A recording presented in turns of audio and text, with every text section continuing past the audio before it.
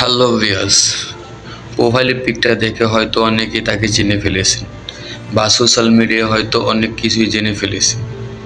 তাই চলুন জেনে নেই আসল ঘটনা। মেয়েটি রিয়া জয়ধর একজন সনাতন ধর্মের মানুষ। 3 বছর ভালোবাসার টানে নিজের ধর্ম ছেড়ে, নিজের এলাকা কোটালীপাড়া ছেড়ে, বাবা মা পরিবার ছেড়ে বরিশাল প্রবাসী ছেলে সাইফুলের বাড়িতে বিয়ের দাবিতে অবসর। 3 বছর অনলাইনে পরিচয় থেকে তাদের ভিতরে গড়ে ওঠে ভালোবাসা।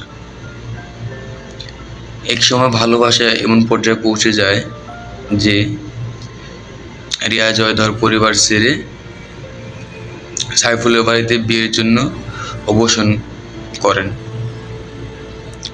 এটা থেকে এটাই প্রমাণিত করে দেয়, ভালোবাসা প্রেম কখনো মানে না জাতি, ধর্ম, বর্ণ। আসলে ভালোবাসা যদি সত্যিকারের হয়, তাহলে ধর্ম, জাত, দূরত্ব কিংবা হাজার বাধাও কখনো তার কাছে বড় হয়ে দাঁড়াতে পারে না। কেউ ভালোবাসার মানুষকে পাওয়ার জন্য পরিবার, সমাজ সবকিছু ছেড়ে নতুন জীবন শুরু করার সাহস দেখায়।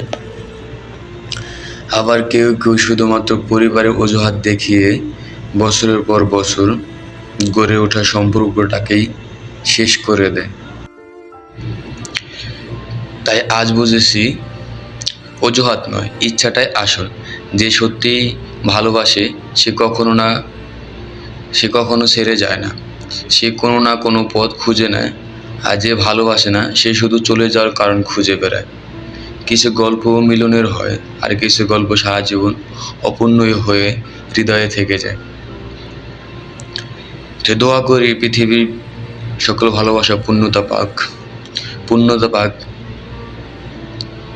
রিয়া জয়ধরের ভালোবাসা।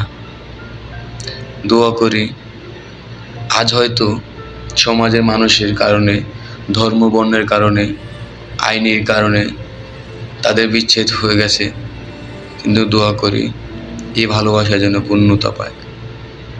ভালো থাকুক পৃথিবীর সকল ভালোবাসা।